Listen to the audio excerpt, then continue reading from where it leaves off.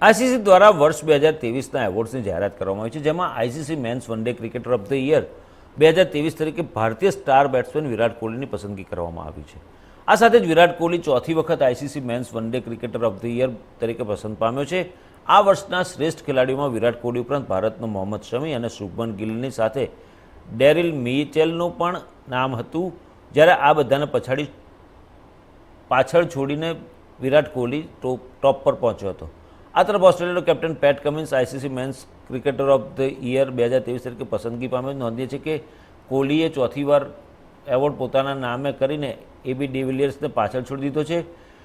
દક્ષિણ આફ્રિકાનો ડિવિલિયર્સ 3 વખત એવોર્ડ જીતી ચૂક્યો છે, જ્યારે વિરાટે 2012, 2017 અને 2018 બાદ 2023માં એવોર્ડ જીતી સૌથી વધુ વાર એવોર્ડ પોતાના નામે કર્યો છે. વર્ષ 2023માં વિરાટે 1377 રન બનાવ્યા હતા, જેમાં 6 સદી અને 8 અર્ધસદી ફટકારી હતી, જ્યારે પેટ કમિન્સે ICC men's cricketer of the યરની રેસમાં ભારતીય ખેલાડીઓ વિરાટ કોહલી અને રવિન્દ્ર જાડેજા તેમજ ટ્રેવિસ હેડને પાછળ છોડ્યા છે.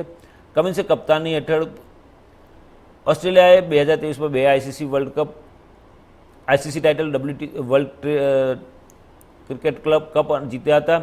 બંને ટાઇટલ ઓસ્ટ્રેલિયા ભારતને લઈને જીત્યા હતા. પેટ કમિન્સે વર્ષ 2023માં કુલ 24 મેચમાં 422 રન બનાવ્યા અને 59 વિકેટો લીધી હતી.